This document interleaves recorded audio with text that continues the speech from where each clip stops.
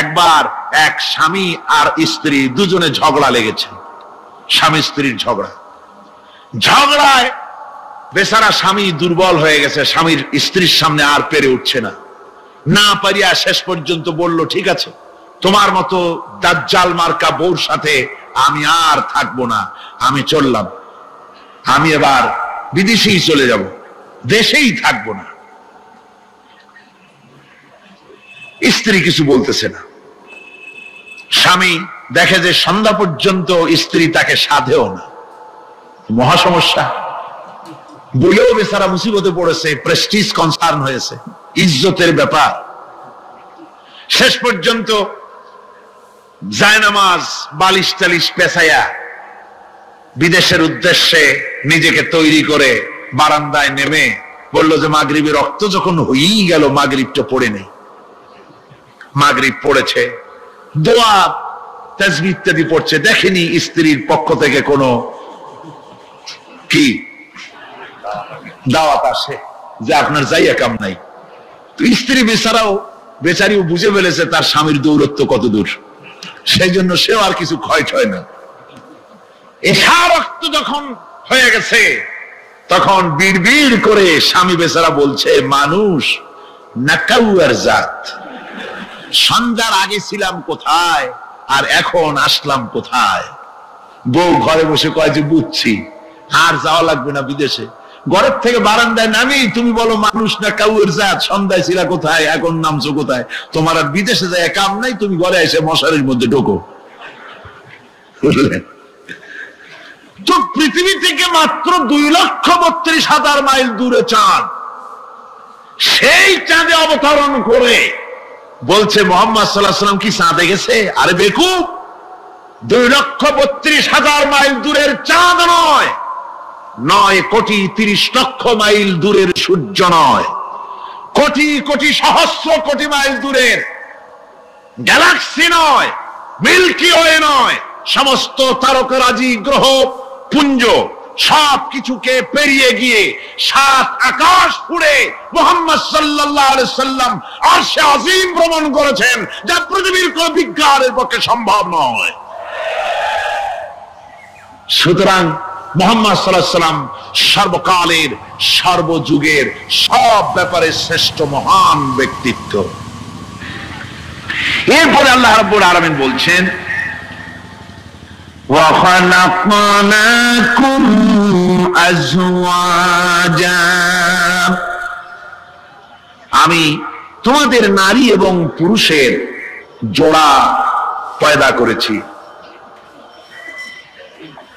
অর্থাৎ এই পৃথিবীতে আল্লাহ রাব্বুল আলামিন মানুষের একটি সেক্স পয়দা করেন নাই, দুটি প্রকার করেছেন, একটি হচ্ছে নারী আর একটি পুরুষ। এই নারী আর পুরুষ আল্লাহ পাকের এটি একটি বিরাট কুদরত। এই নারী এবং পুরুষ সৃষ্টি করে পরস্পরের প্রতি আল্লাহ আকর্ষণ সৃষ্টি করেছেন। দুজনের একের প্রতি অপরের আকর্ষণ আল্লাহ পাক নিজেই সৃষ্টি করে দিয়েছেন। ওয়ামিন আয়াতিহি আন খালাকা লাকুম মিন আনফুসিকুম আজওয়াজান লিতাসকুনু ইলাইহা ওয়া জাআলা বাইনাকুম মাওয়াদ্দাতাও ওয়া রাহমা। আমার অনেক নিদর্শনাবলীর মধ্যে এটিও একটি নিদর্শন যে আমি তোমাদের থেকে তোমাদের স্ত্রীদেরকে তোমাদের জোড়া পয়দা করেছি। আর কি করেছি, কেন করেছি? লিতাসকুনু ইলাইহা, যাতে করে তোমরা পরস্পরের কাছ থেকে শান্তি, প্রীতি, প্রেম, ভালোবাসা, মহব্বত লাভ করতে পারো। এটা আমার নিদর্শন একটি। কিরকম নিদর্শন? ভিন্ন পরিবেশে লালিতা পালিতা একটি মেয়ে ভিন্ন পরিবেশে লালিত পালিত একটি পুরুষের সঙ্গে যখন বিবাহ হয়ে যায়, আল্লাহ রাব্বুল আলামিন বলেন আমি তখন একের প্রতি অপরের মহব্বত আর ভালোবাসা আমি আল্লাহ তৈরি করে দেই। ওই মেয়েটি জানার কথা না, মেয়েটির বাড়ি হচ্ছে লংলা, শ্রীমঙ্গল, বিয়ে হয়েছে দিনাজপুর। দিনাজপুরের লোকেরা বোয়াল মাছ খায় না, কিন্তু এখানের লোকেরা বোয়াল মাছ খুব পছন্দ করে। কথা বুঝতে পেরেছেন? এখানে কথাবার্তা একরকমের, সেখানের কথাবার্তা আর এক রকমের। এই দুইটা মিলাইয়া খিতে হয়েছে তো খিতে হয়েছে। কথা বুঝতে, এখন উপায়টা কি? অথচ এই দুই স্বামী স্ত্রীর মধ্যে আল্লাহ পাক কি মহব্বত পয়দা করে দেন, একজন আরেকজনের জন্য জীবন দিতে প্রস্তুত হয়ে যায়। সুবহানাল্লাহ পড়েন। আল্লাহ রাব্বুল আলামিন বলেন ওয়াজআলা বাইনাকুম মাওয়াদ্দাতান, প্রথমে তো ভালোবাসা সৃষ্টি করি, প্রেম সৃষ্টি করি, বিবাহ হওয়ার পর যে ভালোবাসা হয় বিশেষ উদ্দেশ্যকে সামনে রেখে ওই ভালোবাসা হয়। এরপরে যখন বয়স বাড়তে থাকে, যখন বার্ধক্য আসে, তখন ওই ভালোবাসাটা আর থাকে না যেটা ছিল প্রথম, সেটা আমি ওয়াজআলা বাইনাকুম মাওয়াদ্দাতান ওয়া রাহমা, মাওয়াদ্দা তখন রহমতে পরিণত হয়ে যায়। প্রথমে থাকে একটা প্রেম কেন্দ্রিক ভালোবাসা, পরবর্তী সময় যখন স্বামী বুড়ো হয়ে যায় আর স্ত্রী যখন বুড়ি হয়, তখন আল্লাহ পাক বলেন আমি উভয়ের মধ্যে সহৃদয়তা করুণার সৃষ্টি করে দেই, পরস্পরের প্রতি আকর্ষণ তখন আরো বাড়িয়ে দেই। একজন আরেকজন ছাড়া চলে না, বুড়ার বুড়ি ছাড়া উপায় থাকে না। ঘরের মধ্যে ফ্রিজ আছে, কালার টিভি আছে, তারপরে সুন্দর বিছানাপত্র আছে, কোন জিনিসের অভাব নাই বুড়া। হঠাৎ করে বুড়ি একদিন মারা গেল, বুড়ায় কয় আমি গৃহশূন্য হয়ে গেছি। সব আছে, তারপরেও যে গৃহশূন্য হয়ে গেছি, তার মানে গৃহের প্রাণটাই চলে গেছে। বুড়া বয়সে সন্তান খোঁজ খবর নেয় না, সন্তানের বউ খোঁজ খবর নেয় না। বুড়ার গরম পানিটা, উজুর পানিটা, তার খাবারটা, তার পানটা, তার যা প্রয়োজন বুড়ি সব এগিয়ে নিয়ে আসে। আর বুড়াও বুড়ির জন্য তখন প্রথম জীবনের চাইতে আরো বেশি মহব্বত বাড়ে, বুড়ির দিকে খোঁজ খবর আরো বেশি করে নেয়। ঠিক কিনা কন? বুঝবেন যারা বুড়া আর বুড়ি আছেন। আল্লাহ পাক বলেন এটা আমি করি। কে বলছেন এ কথা? আল্লাহ পাক বলছেন আমি করি। এ মহব্বত আল্লাহর দান। দেখুন রাসূল করিম সাল্লাল্লাহু আলাইহি ওয়াসাল্লামের ঘরে দৌলত ছিল না, কিন্তু মহব্বত দিয়ে ঘরটা ভরা ছিল। সুবহানাল্লাহ ওয়া বিহামদি। দৌলত ছিল না, মহব্বত দিয়ে ভরা ছিল। হযরত আয়েশা সিদ্দিকা রাদিয়াল্লাহু তাআলা আনহা বলেছেন আমি গ্লাসে পানি পান করে রেখে দেওয়ার পর রাসূলুল্লাহ গ্লাসটা হাতে নিয়ে আমি যেখানে ঠোঁট লাগিয়ে পানি পান করেছি, আল্লাহ নবী ওইখানেই ঠোঁট লাগায় পানি পান করতেন। মুহাব্বত। হযরত আয়েশা বলেন আমি গোশত খেয়ে হাড্ডি খেয়ে হাতে ধরে রেখেছি, খাবো বা রাখবো, আল্লাহ নবী তখন আমার হাতের থেকে গোশত বা হাড্ডিটা আমার হাত থেকে নিয়ে আমি গোশতের যে অংশে কামড় দিয়েছি রাসূলুল্লাহ সেখানে মুখ লাগিয়ে খেতেন। দৌলত ছিল না হুজুরের ঘরে এক ফোঁটা, কিন্তু মহব্বত ছিল ঘরটা ভরা।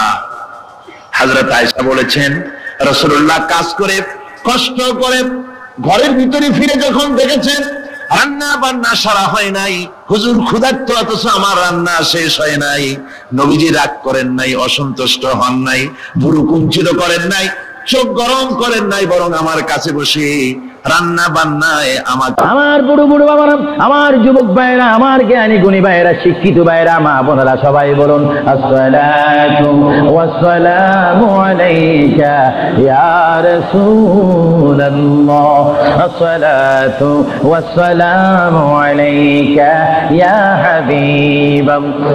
আজরাইল আমার নবীর ঘরের দরজার মধ্যে যখন আসলো, আমার নবীর কাছে যখন চলে আসলো, আজরাইল যখন সালাম দিচ্ছে, বিশ্বের শ্রেষ্ঠ মহিলা, জান্নাতের কোটি কোটি কোটি কোটি নারী সমাজের সরদার হযরত ইমাম হুসাইন ও হাসাইনের মা, বিশ্বের শ্রেষ্ঠ নারী মা ফাতেমা ওই মুহূর্তে ঘরের মধ্যে তিনি উপস্থিত ছিলেন। জোরে বলেন সুবহানাল্লাহ। দরজার মধ্যে কে যেন দরজা নাড়ালো, দরজার মধ্যে যেন কে শব্দ করলো। মা ফাতেমা কিছুক্ষণ পরে দরজার ভিতর থেকে, ঘর থেকে আল্লাহর নবীর সামনে তিনি বসান। মা ফাতেমা হঠাৎ করে ডাক দিলেন, কে ঘরের দরজার মধ্যে দরজা নাড়াচাড়া করতেছেন? কে আপনি? কে মানান? বাইর থেকে জবাব দিচ্ছি আনা মালাকুল মউত, আনা আজরাইল। এই কথা বলার পরে মা ফাতেমা চোখের পানি ছেড়ে দিলেন। মা ফাতেমা চিৎকার দিয়ে বললেন, ইয়া রাসূলুল্লাহ, ইয়া হাবিবাল্লাহ, আমার জীবনে আমি এমন কোন মানুষ দেখিনি, দরজা খোলার পর আমি দেখলাম তার পাওটা হচ্ছে জমিনে আর তার মাথা দেখা যাচ্ছে আসমানে। ইয়া রাসূলুল্লাহ, এমন একটি ভয়ঙ্কর মানুষ আমার জীবনে আমি দেখিনি। আল্লাহর নবী চক্ষু মোবারকের পানি মোবারক ছেড়ে বলে, মা, ও মা, তুমি দেরি করো না, দরজা খুলে দাও, আল্লাহর মেহমান আমার দরবারে এসেছে, মেহমানকে বসতে জায়গা দাও।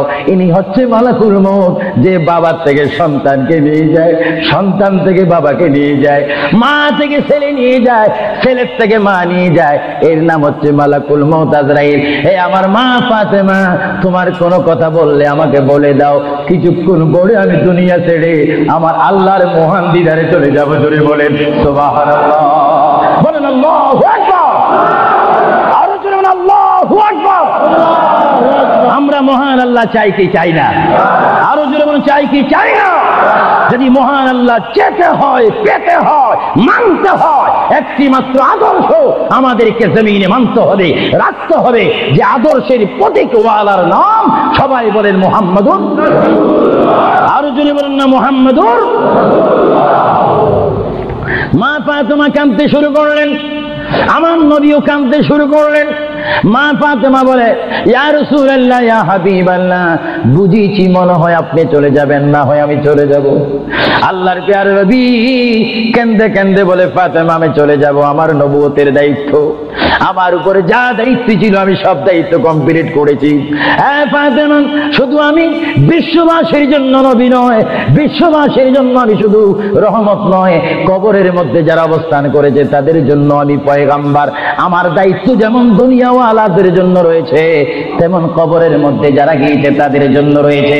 আজকে আমি যদিও দুনিয়া থেকে চলে যাই, কবরের মধ্যে কোটি কোটি উম্মত রয়েছে, তাদের জন্য আজকে আনন্দের দিন। জোরে বলেন সুবহানাল্লাহ, আরো জোরে বলেন সুবহানাল্লাহ। আমার নবী যেমন দুনিয়ার নবী, তিনি তেমন আখিরাতেরও নবী। তিনি যেমন বিশ্ববাসীর জিন্দা যারা রয়েছেন, নারী সমাজ, মহিলা সমাজ, পুরুষ সমাজ, আমাদের জন্য নবী যেমন রহমত, যারা কবরের মধ্যে নারী পুরুষ অবস্থান করেছে তাদের জন্য আমার নবী রহমত। চিৎকার দিয়ে বলেন সুবহানাল্লাহ। এজন্য আমার আল্লাহ রাব্বুল আলামিন বলেন, 3,24,000 পয়গম্বর আদম থেকে শুরু করে ঈসা নবী পর্যন্ত কোন নবীর শানে আমি যে আয়াত ফিট করিনি, আমার আল্লাহ বলেন এই ধরনের আয়াত শুধু আমার নবীকে আমি দান করেছি। এজন্য আমার আল্লাহ বলেন, আমার ভাইয়েরা বলুন, মা বোনেরা বলুন, বিসমিল্লাহির রহমানির রহিম, ওয়া মা আরসালনাকা ইল্লা রাহমাতাল লিল আলামিন।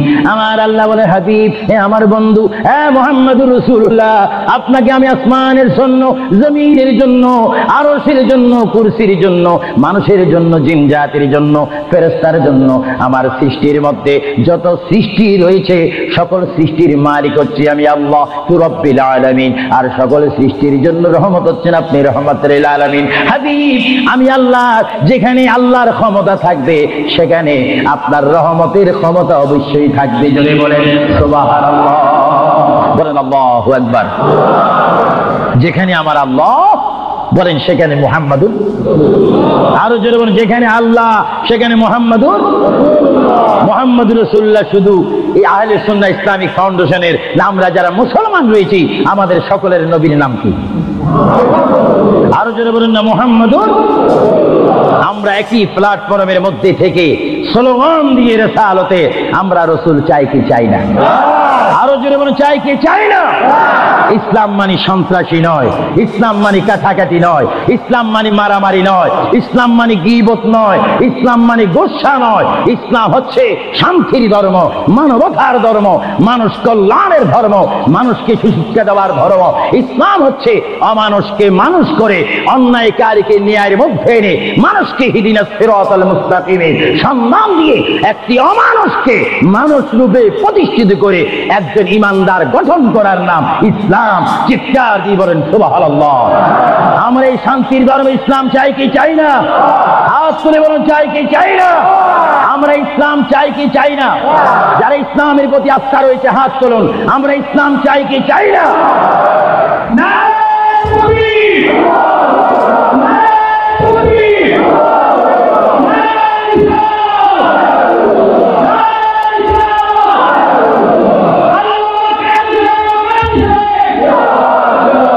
প্রিয় ভাইয়েরা আমার, মুহাম্মদ রাসূলুল্লাহর দরবারে মালাকুল মউত অবস্থান করেছেন, উপস্থিত হয়েছেন, এসে গেল আল্লাহর প্রিয় নবী মুহাম্মদ রাসূলুল্লাহ সাল্লাল্লাহু আলাইহি ওয়াসাল্লাম মা ফাতেমাকে ডাক দিয়ে বলে, হে আমার কন্যা ফাতেমা, তোমাকে আমি জানিয়ে দিতে চাই আমার আর বেশি সময় নেই। তোমার যদি কোনো কথা থাকে তুমি আমাকে বলে দাও, আমি তোমার কথাগুলো শুনবো। মা ফাতেমা ইয়া রাসূলুল্লাহ বলে একটা চিৎকার মেরে ঘর থেকে বাইর হয়ে মসজিদে নববীর সামনে চলে গেল। মা ফাতেমা সেখানে গিয়ে দেখে ইমাম হাসান হোসেন খেলাধুলা করতেছে। মা তার সন্তানকে ডাক দিচ্ছে, হাসান আর হুসাইন, তোমরা বুঝি এখানে তোমরা খেলাধুলা করতেছো? আমার বাবা বিশ্বনবী মুহাম্মদুর রাসূলুল্লাহ সাল্লাল্লাহু আলাইহি ওয়াসাল্লাম দুনিয়া থেকে চলে যাচ্ছে, তোমাদের যদি কিছু চাওয়ার থাকে পাওয়ার থাকে তোমরা আমার বাবার কাছে চলে যাও।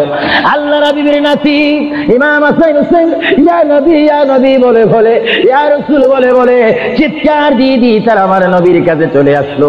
কিতাবের মধ্যে আসে দোনো ভাই আল্লাহর নবীকে জড়ায় ধরে বলে, নানা গো, ও নানা, আমাদের বাবা আলীর মতো গরিব সাহাবী দুনিয়ার মধ্যে নাই।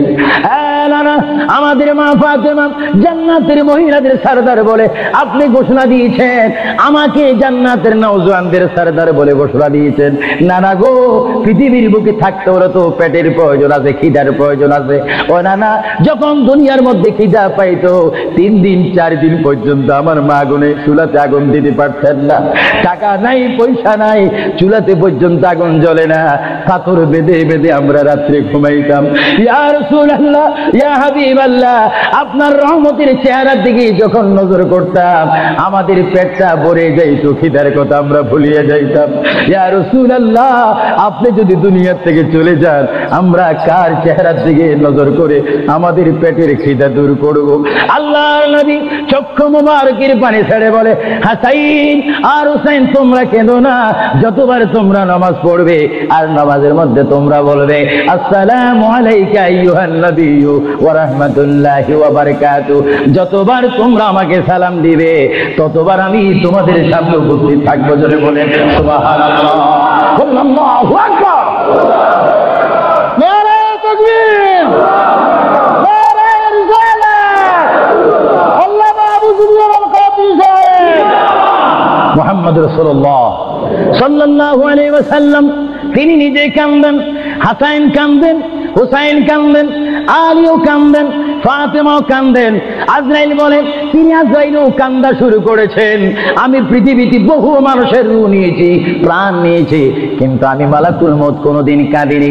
এখন আওলাদ রাসূলের অবস্থা থেকে যখন আজরাইলও কাঁদতেছেন, আল্লাহর প্রিয় নবী সাল্লাল্লাহু আলাইহি ওয়াসাল্লাম মা ফাতেমাকে ডাক দিলেন, হে আমার মেয়ে, তোমাকে আমি কত আদর করেছি, তোমার কোনো কথা আছে কিনা? মা ফাতেমা প্রশ্ন করলেন, ইয়া রাসূলুল্লাহ, আপনি তো দুনিয়া থেকে চলে যাবেন, দুনিয়া থেকে চলে যাওয়ার পরে এই জায়গাটার নাম হচ্ছে কবর, কবরের পরে একটা জায়গা হবে হাসর। এই হাসরের ময়দানে কোটি কোটি উম্মত, মা ব্যতীত, বাবা ব্যতীত, আত্মীয় স্বজন ব্যতীত অসহায় হয়ে মানুষ নফসি নফসি করবে, মানুষ নিজের ঘামে নিজেরা সাঁতার কাটবে। ইয়া রাসূলুল্লাহ, ওই বিশাল 12 সূর্যের চাপ মাথার উপরে থাকবে, ওই কঠিন মুসিবতের সময় আমরা আপনাকে কোথায় পাবো? আল্লাহর নবী কেঁদে কেঁদে বলেন, এ ফাতেমা, আমি তোমাকে জানিয়ে দিলাম হাসরের ময়দানে তোমরা আমাকে একটি জায়গায় পাবে, যে জায়গার নাম হচ্ছে মিজান, যেখানে আমার উম্মতের নেক এবং বদি ওজন হবে। ওইখানে আমি নবী দাঁড়িয়ে থাকবো, আমার উম্মতকে যেন ফেরেশতারা জাহান্নামে নিতে না পারে। জোরে বলেন সুবহানাল্লাহ। আল্লাহর প্রিয় নবী কেঁদে কেঁদে বলেন, ফাতেমা, আমাকে তুমি মিজান পাল্লা কাছে পাবে। আর ফাতেমা প্রশ্ন করলেন, ইয়া রাসূলুল্লাহ, যদি মিজানে যদি আপনাকে না পাই, আল্লাহর আল্লাহর নবী কেঁদে কেঁদে বলেন, আমাকে তোমরা জাহান্নামের দরজার মধ্যে পাবে।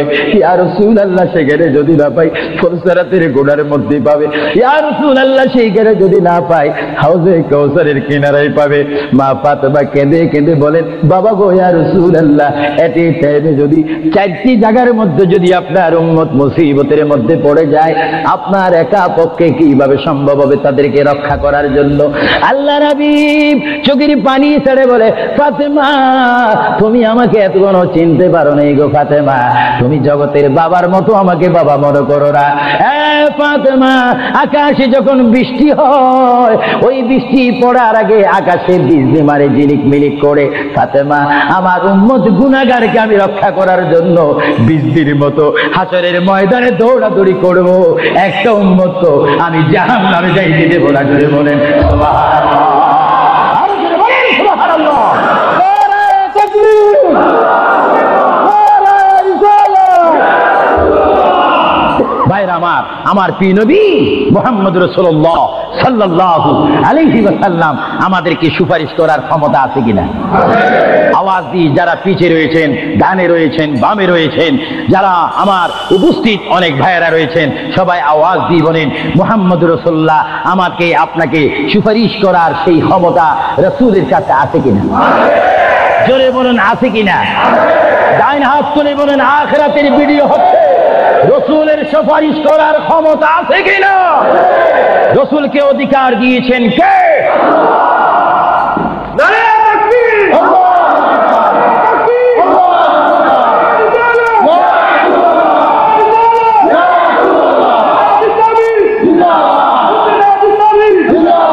আল্লাহর প্রিয় নবী, দো জাহানের বাদশা নবী মুহাম্মদুর রাসূলুল্লাহ সাল্লাল্লাহু আলাইহি ওয়াসাল্লাম, তিনি কেমন নবী? আল্লাহর প্রিয় নবী, দো জাহানের বাদশা নবীকে তিনি ফাতেমার সাথে এই কথাগুলো বললেন।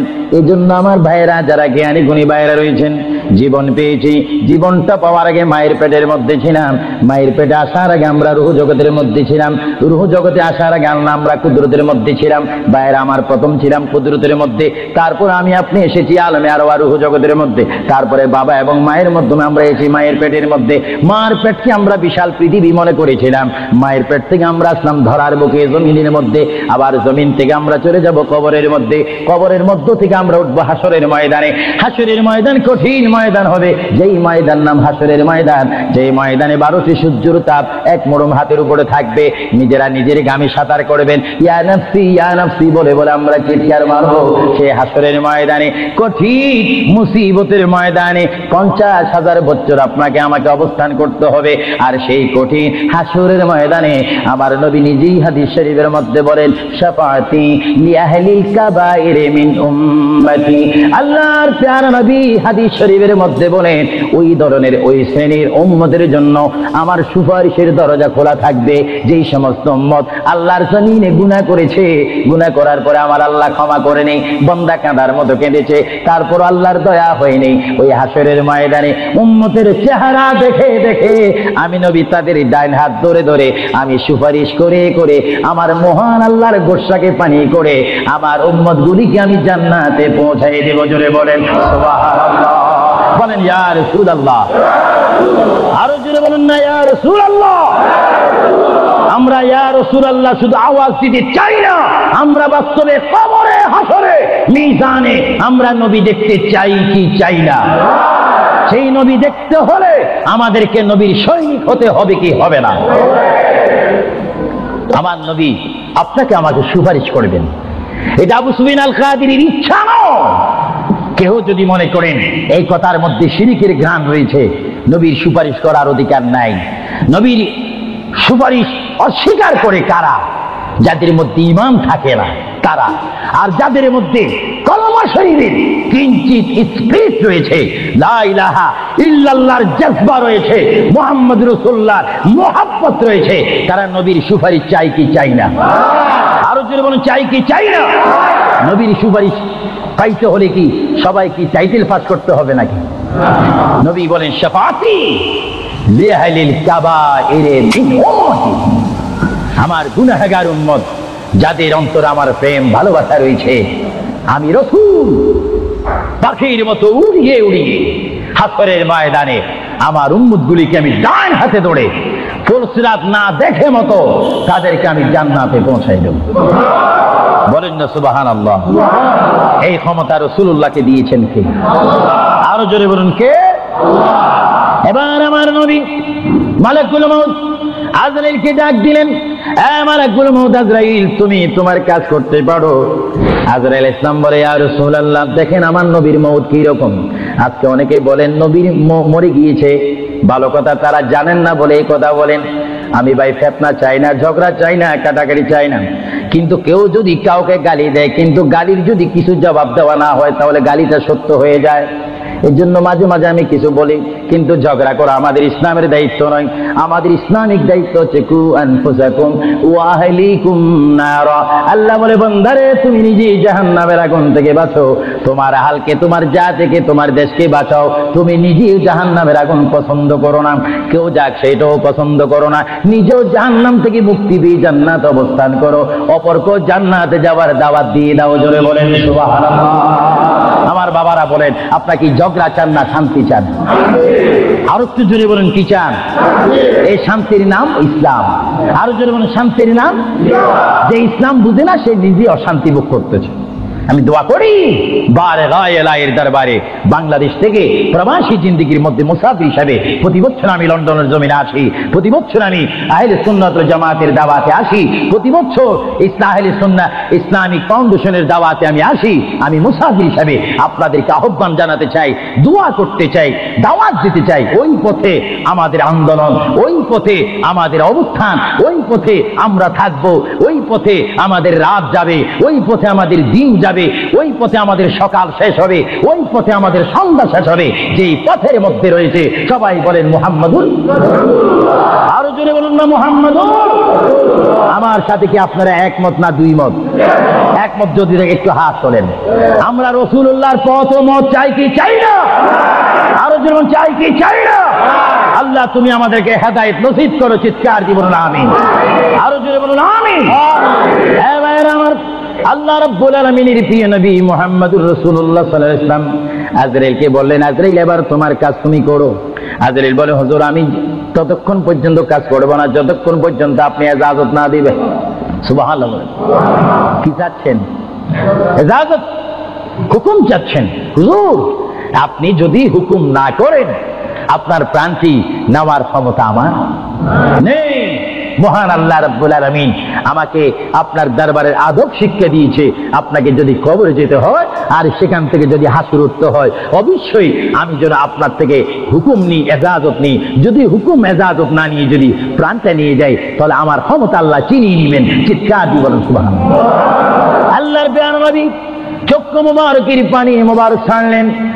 ভাইয়ের আমার, পৃথিবীর কোন মানুষ ঈমান নিয়ে মরে যদি তার মুখে কলমা থাকে, জোরে বলেন কি থাকে? কলমাটা আপনারা সবাই বলুন, লা ইলাহা ইল্লাল্লাহ। জোরে, লা ইলাহা ইল্লাল্লাহ, লা ইলাহা ইল্লাল্লাহু মুহাম্মাদুর রাসূলুল্লাহ। ঈমানের টাইমে যেমন আল্লাহর নাম আপনার মুখে আসতে হবে, পুরুষ বলেন আর মা বোনেরা বলেন, প্রত্যেকের মুখে যেমন মৃত্যুর টাইমে আল্লাহর নাম আসতে হবে, তেমনি ভাবে সঙ্গে সঙ্গে নবীর নামও আসতে হবে কি হবে না? নবীর নাম বাদ দিয়ে কলমা পড়া হবে না। আল্লাহর প্রিয় নবী, দো জানের বাচ্চা নবী, তিনি ইন্তেকাল, তার মৃত্যু হবে, তিনি দুনিয়ার থেকে চলে যাচ্ছেন। তিনি কোন কলমা পড়েছেন? আল্লাহর প্যারা নবী দুনিয়ার থেকে চলে যাওয়ার টাইমে তিনি এই কলমা পড়েছেন, এই কথা বলেছেন। আমার ভাইয়েরা বলেন, রব্বি হাবিলি উম্মতি, রব্বি হাবিলি উম্মতি।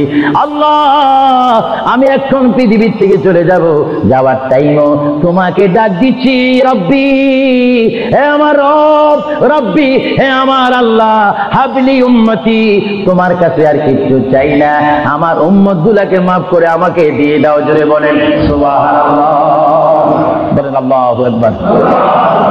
কিন্তু মানুষ যখন কবরে যায় কলমা পড়তে হয় কি হয় না? ঈমান। কিন্তু আমার নবী যদি আমাদের মতো মানুষ হয়ে থাকেন, তিনি কাল কলমা পড়ে কবরে গিয়েছেন। প্রশ্ন বুঝতে কোনো কষ্ট হয়? আমরা তো কলমা পড়ি কোথায় যেতে চাই? কবর। জোরে বলুন, আমরা কি পড়তে হবে? কলমা শরীফ পড়ে অবশ্যই আমাদেরকে যেতে হবে কোথায়? কবরে। কিন্তু আমার নবী যদি আমাদের মতো মানুষ হয়ে থাকেন, তাহলে মুহাম্মদ রাসূলুল্লাহ কি তার কলমা পড়ে তিনি কবরে গিয়েছেন? আল্লাহর নবীর কলমা ছিল লা ইলাহা ইল্লাল্লাহু ইন্নী রাসূলুল্লাহ। চিৎকার দিয়ে বলেন সুবহানাল্লাহ। আল্লাহর নবী বলেছেন লা ইলাহা ইল্লাল্লাহ, আল্লাহ ছাড়া কোনো মাবুদ নাই, ইন্নী রাসূলুল্লাহ, নিশ্চয় নিশ্চয় আমি আল্লাহর রাসূল। জোরে বলেন সুবহানাল্লাহ। এই জন্য সমাজে রয়েছে নিজে যাকে বড় বলে বড় সেই নয়। বলেন, নিজে যাকে বড় বলে বড় সেই নয়, দশে যাকে বড় বলে বড় সেই হয়। আল্লাহর নবী বলে তোমরা যদি নিজকে নিজে বড় বলো তোমরা বড় হবে না, কিন্তু আমার বেলা এটা ব্যতিক্রম। আমি নিজকে নিজে বলতেছি ইন্নী রাসূলুল্লাহ, আমি আল্লাহ রসুল। আমাকে যারা মানবে তারা সাহাবী জান্নাতি, আমাকে যারা মানবে না তারা বেদিন, তারা জাহান্নামী। জোরে বলেন সুবহানাল্লাহ। আমরা নবী মানতে চাই কি চাই না? আরো জোরে বলেন চাই কি চাই না? যারা আল্লাহ মানে তারা জান্নাতি বেহেশতি, আর যারা মানে না তারা বেদিন জাহান্নামী। নবী হচ্ছে ইসলামিক ল, আইন, সংবিধান। চিৎকার কি বলেন সুবহানাল্লাহ। যারা নবী মানে তারা আল্লাহ ওয়ালা। জোরে বলেন কি ওয়ালা? আরো জোরে বলেন যারা নবী মানে তারা কি ওয়ালা?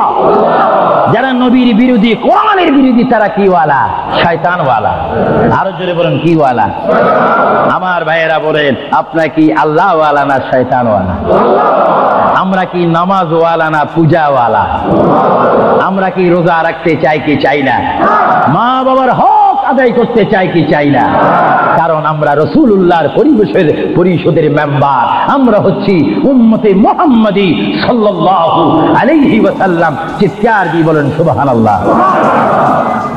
আল্লাহর প্রিয় নবী উম্মতি উম্মতি বলে কাঁদতেছেন। কেঁদে কেঁদে তিনি আজরাইলকে হুকুম দিলেন আপনার কাজ আপনি করতে পারেন। আজরাইল ইসলাম আল্লাহর প্রিয় নবীর সিনা মুবারকের উপর হাত রাখলেন। হাত মুবারক রাখার পরে এই মুহূর্তের মধ্যে আল্লাহর নবী দুজানের বাচ্চা নবী তিনি একটা চিৎকার মারলেন, ও ভাই আজরাইল তুমি কি করতেছো? ইয়া রাসূলুল্লাহ আপনার রূহ মুবারক আমি বাহির করতেছি। আজরাইল তুমি কি করতেছো? ইয়া রাসূলুল্লাহ আপনার রূহ মুবারক আমি নিয়ে যাচ্ছি। আমার নবী চিৎকার দিয়ে বলে ভাই আজরাইল তোমাকে একটু আমি অনুরোধ করে তুমি একটু দেরি করো, তুমি আমার বুকের উপরে কি রেখেছো? ইয়া রাসূলুল্লাহ আপনার বুক মুবারকের উপর আমি শুধু হাতটা রাখলাম। আজরাইল তুমি বুঝি হাত রেখেছো? আমার অনুভব হয় যেন 7টা আসমান আর 7টা জমিন আমার বুকের মধ্যে দিয়েছো। আজরাইল 7টা আসমান আর 7টা জমিন যেন তুমি আমার বুকের উপরে দিয়েছো। এই মৃত্যুর যন্ত্রণা আমি সহ্য করতে পারি না। তবে তোমাকে আমি অনুরোধ করি, আমার উম্মত গুনাহগার হবে, আমার উম্মত বদকার হবে, আমার উম্মত আমাকে না দেখে দেখে ইয়া নবী ইয়া রাসূল বলবে, আমার উম্মতরা তোমার এই কষ্ট সহ্য করতে পারবে না। আজরাইল তোমাকে আমি অনুরোধ করে গেলাম, কিয়ামত পর্যন্ত যত কোটি কোটি উম্মত পৃথিবীর বুকে মৃত্যুবরণ করবে সকলের কষ্টটুকু তুমি আমাকে দিয়ে দাও, আমি নবী সহ্য করব, তবু আমার উম্মত সহ্য করতে পারবে না। জোরে বলেন সুবহানাল্লাহ। আল্লাহ নবী কেঁদে কেঁদে যখন বলেন এই মুহূর্তে আজরাইল বলে ইয়া রাসূলুল্লাহ ইয়া হাবিবাল্লাহ আপনাকে আমি একটা কথা জানাই দিতে চাই, যারা আপনার আশিক, যারা আপনার গোলাম, যারা আপনার প্রেমিক, যারা কোরআন শরীফ পড়ে, যারা দুরূদ শরীফ পড়ে, যারা নামাজ পড়ে, আল্লাহর সাথে কাউকে শরীক করে না, নবীর সাথে বেয়াদবি করবে না, আউলিয়া কেরামের সাথে বেয়াদবি করবে না। ইয়া রাসূলুল্লাহ তাদের মধ্যে আল্লাহ এমন একটা ঈমানের স্পিরিট দিবে, তাদের সামনে যখন আমি চলে যাব চুম্বক চুম্বককে দেখলে যেমনি ভাবে একে অপরকে আকর্ষণ করে, ইয়া রাসূলুল্লাহ এমনি ভাবে আপনারা আশিকদের রূহ আমি নেব, তারা নিজেও বলতে পারবে না। ময়দার ভিতর থেকে একটা চুল বাহির করতে যেমনি ভাবে ময়দা ডিস্টার্ব হয় না, ইয়া রাসূলুল্লাহ আপনার চেহারা মোবারক তাদের সামনে আমি তুলে ধরবো। আপনার চেহারা দেখে দেখে আপনার উম্মতরা কলমা পড়তে পড়তে কবরের মধ্যে চলে আসবে। জোরে বলেন সুবহানাল্লাহ, বলেন আল্লাহু আকবার। আপনার সেই মৃত্যুর টাইমে রাসূলুল্লাহর চেহারায় আনোয়ার দেখতে চান কি চান না? আরো জোরে বলুন চান কি চান না? রাসূলের চেহারা দেখলে জাহান্নাম পাওয়া যায় না, বেহেশত পাওয়া যায়। যাকে দেখলে বেহেশত পাওয়া যায় তিনি কেমন মানুষ? তিনি নূরের মানুষ, তিনি শ্রেষ্ঠ মানুষ, তিনি অতুলনীয় মানুষ, তিনি অতুলনীয় বাশার। আমার কিতাব আমার শেষ হয়েছে, আমি মাকামে হাদিস এই কিতাবের মধ্যে রাসূলুল্লাহর পজিশন তুলে ধরেছি। এটা আমার ব্যক্তিগত শিক্ষার থেকে নয়, ব্যক্তিগত চিন্তার থেকে নয়, আল্লাহর দেওয়া হুকুম থেকে। আল্লাহ কোরআনুল কারীমে বলেছেন, কুল ইন্নামা আনা বাশারুম মিসলুকুম। এই আয়াতের তাফসীর করতে গিয়ে মুহাম্মদ রাসূলুল্লাহ সাল্লাল্লাহু আলাইহি ওয়াসাল্লাম, এমন মানুষ পৃথিবীর সৃষ্টি হয়েছে শুরু করে কিয়ামত পর্যন্ত মানুষের শ্রেণী হবে একরকম, আর আমার নবীর শ্রেণী হবে আরেক রকম। চিৎকার দিয়ে বলেন সুবহানাল্লাহ। মানুষের হাতে আসমান পায় না, আমার নবী বলেন আমি চলাফেরা করি জমিনে আর আমার হাত থাকে আসমানে। আরো জোরে বলেন না সুবহানাল্লাহ। এজন্য মুহাম্মদ রাসূলুল্লাহ আর আমাদের মধ্যে ব্যবধান আছে কিনা? আরো জোরে বলেন আছে কিনা? আল্লাহর প্যারা নবী মুহাম্মদ রাসূলুল্লাহ রূহ মুবারক নেওয়া হলো। বুঝেন, যদি নবীও চলে যেতে হয় সেখানে তো আপনার থাকার কোনো ব্যবস্থা নেই। চিন্তা করেন, আপনার ঘরটা কত লক্ষ টাকা, আপনার অবস্থান কত কোটিপতি শিল্পপতি, সব মিথ্যা, সব বানর আমার আপনার পর হবে, কিচ্ছু সঙ্গে যাবে না। একমাত্র রাসূলুল্লাহর সুন্নাত, আল্লাহর হুকুম, রাসূলুল্লাহর আদর্শ আমার আপনার কবর ও হাসরের নাজাতের ফয়সালা হবে। চিৎকার দিয়ে বলেন সুবহানাল্লাহ। আমরা কি আখিরাতে আযাব চাই না নাজাত চাই? আরো জোরে বলেন, আযাব চান না নাজাত চান? আমরা কি অশান্তি চাই না শান্তি চাই? দোজখ চাই না বেহেশত চাই?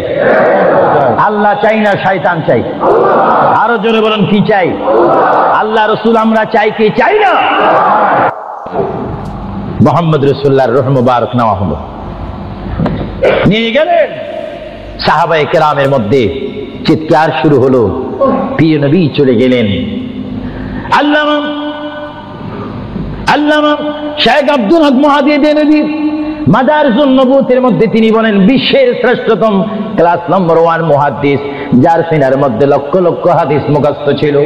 তিনি মাদারিসুন নবুওয়াত ফারসি কিতাবের মধ্যে তিনি লেখেন, মুহাম্মদ রাসূলুল্লাহর রূহ মুবারক যখন নেওয়া হলো, আল্লাহর পেয়ারা হাবিবের রূহ মুবারক নিয়ে আজরাইল প্রথম আসমানে চলে গেলেন। জোরে বলেন কোথায়? প্রথম আসমানে গেল, দ্বিতীয়, তৃতীয়, চতুর্থ, পঞ্চম, ষষ্ঠ, সপ্তম আসমানে যখন চলে গেল, ওই সপ্তম আসমানে যাওয়ার পরে আল্লাহ রাব্বুল আলামিন হাকামুল হাকিমিনের ওই পাঠানো আজরাইল তিনি চিৎকার দিলেন ফেরেশতাদের মহলের মধ্যে গিয়ে, ফেরেশতাদের কাছে গিয়ে তিনি একটা চিৎকার দিলেন, ফেরেশতারা তোমরা একটু আমাকে বিপদ থেকে রক্ষা করো। আমি জীবনে অনেক রূহ নিয়েছি, কিন্তু এমন একটা চিন্তা অনুভব করিনি মুহাম্মদ রাসূলুল্লাহর রূহ মুবারক আমার হাতের মধ্যে, এই রূহুর নূরের তাজাল্লি আমি সহ্য করতে পারছি না, তোমরা এই নূরটা একটু গ্রহণ করো। ফেরেশতারা জবাব দিচ্ছে, হে আজরাইল, মুহাম্মদ রাসূলুল্লাহর রূহ মুবারক জায়গার মধ্যে এখানে কোনো জায়গা নেই। এইভাবে আজরাইল আরশ, কুরসি, লৌহ, কলম সব জায়গার মধ্যে গেলেন, লাহুতে গেলেন, মালাকুতে গেলেন, রূহ মুবারক কোথাও রাখার জায়গা নাই। কিছুক্ষণ পরে আমার আল্লাহ ডাক দিয়ে বলে, আজরাইল, আমার বন্ধুর রূহ মুবারক তোমাকে আনার জন্য বললাম, শুধু একটু পরীক্ষা করলাম, বিশ্ববাসীকে শিক্ষা দিয়ে দিলাম। হে আজরাইল, আমার বন্ধুর রূহ মুবারক বন্ধুর বডি ছাড়া দ্বিতীয় কোনো জায়গা রাখেনি এই বন্ধুর রূহ মুবারক রাখার জন্য। হে আজরাইল, তুমি দেরি করো না, যে মদিনার থেকে সাহাবায়ে কেরামের সামনে বন্ধুর রূহ মুবারকটা নিয়ে এসেছো, আবার ওই জায়গায় গিয়ে রূহ মুবারকটা দিয়ে আসো। চলে বলেন সুবহানাল্লাহ, বলেন আল্লাহু আকবার, বলেন ইয়া রাসূলুল্লাহ। এটা হুকুম কার? রূহ মুবারকটা আবার নিয়ে আসলো। রূহ মুবারক নিয়ে আসার পরে হযরত আব্বাস বলেন, হযরত আলী বলেন, হযরত ওমর বলেন, সাইয়্যিদনা আবু বকর সিদ্দিক বলেন, বিশেষ করে হযরত আব্বাস রাদিয়াল্লাহু তাআলা আনহু বলেন, আমি দেখতে পেলাম আল্লাহর নবী চেহারা মোবারক উপর কাপড় ছিল। কাপড়টা যখন ছিল, হঠাৎ করে আমি দেখি আল্লাহর নবীর জবান মোবারক যেন নড়াচড়া করতেছে। সুবহানাল্লাহ। হযরত আব্বাস বলেন, আমি ওমরকে ডাক দিলাম, সাইয়্যিদনা আবু বকরকে ডাক দিলাম, এ সাহাবীরা, তোমরা কেঁদো না, আল্লাহর নবী মরে নেই, আল্লাহর নবী মৃত্যুবরণ করতে পারে না, আল্লাহর নবী যদি মরে যায় আল্লাহর রহমত শেষ হয়ে যাবে। তোমরা দেখো রে, আল্লাহর নবী যেন জবান মোবারকে কি জানি বলতেছে। হযরত সাইয়্যিদনা আবু বকর বলেন, আমার কানটি, আমার ডান কান আল্লাহর নবীর জবান মোবারক উপরে যখন দিলাম, আমি দেখতেছি আল্লাহর হাবিব জবান মোবারক দিয়ে বলতেছে, রব্বি হাবিল ফি উম্মতি রব্বি হাবিলি উম্মতি। আল্লাহর হাবিবের সাহাবায়ে কেরাম চিৎকারে মারি বলে, আল্লাহর নবী মরতে পারে না। আল্লাহর নবীর কাফন মোবারকের কাপড় যখন একটু সরানো হলো, আমার নবী একটু মুস্কি হাসি দিলেন। সাইয়েদনা আবু বকর বলেন, আমি রাসূলের মুস্কি হাসি দেখে একটা ইঙ্গিত পেলাম, আমাকে এই অবস্থাও তোমরা কবর দিতে হবে। জোরে বলেন সুবহানাল্লাহ, আরো জোরে বলেন সুবহানাল্লাহ। সাইয়েদনা আবু বকর সিদ্দিক বুঝে গেলেন, আল্লাহর নবীকে গোসল দেওয়া হলো, সব কিছু দেওয়া হলো, জানাজা পড়াইয়ে ইমাম বিহীন আমাদের জানাজা পড়তে হয় ইমামের নেতৃত্বে। 4 তাকবীর শহীদ কি পড়ে? জানাজা। আরো জোরে বলেন কি পড়ে? ইমাম কি পিছে থাকে না সামনে থাকে? কিন্তু আমার নবীর জানাজা এইভাবে হয়নি। আমার নবীর জানাজা কিভাবে হয়েছে জানেন? কুররাতুল ওয়াইজিন দুররাতুন নাসিহিন কিতাবের নাম বলে দিচ্ছি মাআরিজুন নবুওয়াত, কিতাবের নাম বলে দিচ্ছি মাকামে নবুওয়াত, শাওয়াহিদুন নবুওয়াত। এই কিতাবখানা লেখা হয়েছে আজ থেকে প্রায় 850 বছর পূর্বে। আল্লামা আব্দুর রহমান নুরউদ্দিন জামি রহমাতুল্লাহ আলাইহি কিতাবের মধ্যে উল্লেখ করেন, মুহাম্মদুর রাসূলুল্লাহ সাল্লাল্লাহু আলাইহি ওয়াসাল্লাম এমন একজন পয়গম্বর যার মৃত্যু এমন একটা মৃত্যু হয়েছে, যিনি কবর শরীফে যাওয়ার আগে তার নামাজে জানাজা পড়েছেন। সমস্ত ফেরেশতারা এসে তাওয়াফ করে করে, সমস্ত সাহাবীরা চতুর্দিকে তাওয়াফ করে করে, দুরূদ শরীফ পড়ে পড়ে নবীকে কবরের মধ্যে নিয়েছেন। জোরে বলেন সুবহানাল্লাহ। পিঁপড়া থেকে শুরু করে হাতি পর্যন্ত, ছোট্ট চেলা পোকা থেকে শুরু করে সাপ, বড় বড় পাইথন পর্যন্ত, টোনাটুনি পাখি থেকে শুরু করে ঈগল পর্যন্ত, নদীর ভিতরে চেলাপুটি থেকে শুরু করে তিমি মাছ পর্যন্ত অসংখ্য প্রাণী সকাল বেলায় খালি পেটে জঙ্গল থেকে, গর্তের মধ্য থেকে, বাসা থেকে, পানির মধ্য থেকে যার যার আস্তানা ছেড়ে আহারের অনুসন্ধানে শত সহস্র কোটি প্রাণী সব যার যার ক্ষুধার পেট নিয়ে বেরিয়ে যায়। আল্লাহ রাব্বুল আলামিন বলেন, সন্ধ্যা হতে না হতে সবগুলির পেট ভরাইয়া যার যার বাসায় আমি ভিড়াইয়া দেই।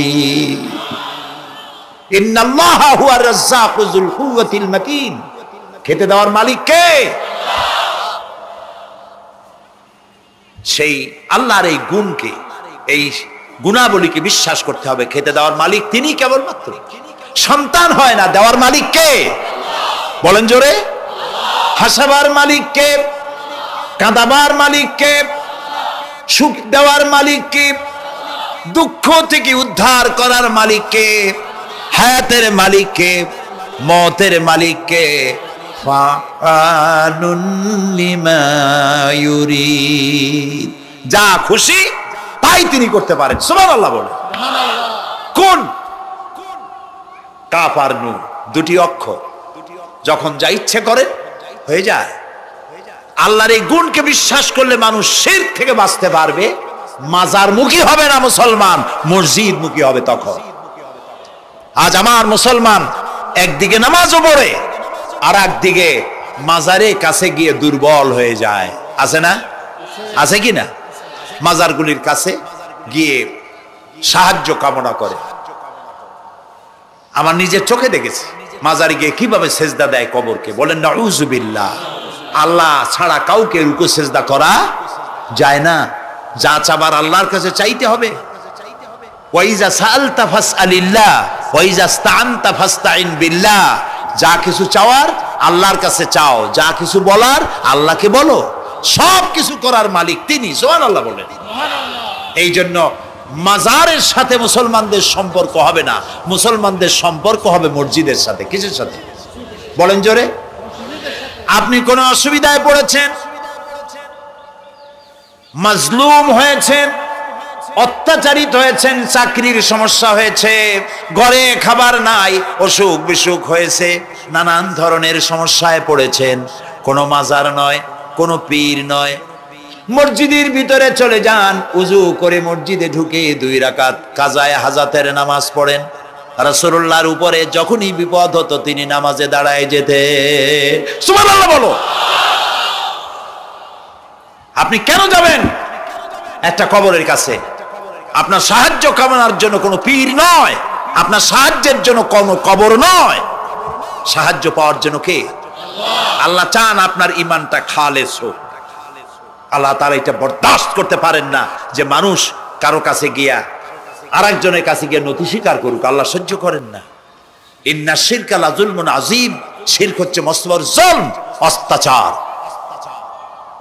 আল্লাহ সব থেকে অপছন্দ করেন কোন গুনাহ বলেন? শিরক। আল্লাহ সহ্যই করেন না। কেন করেন না? একটা যুক্তিতে আসে। যারা বিবাহ করেছেন তাদের স্ত্রী যদি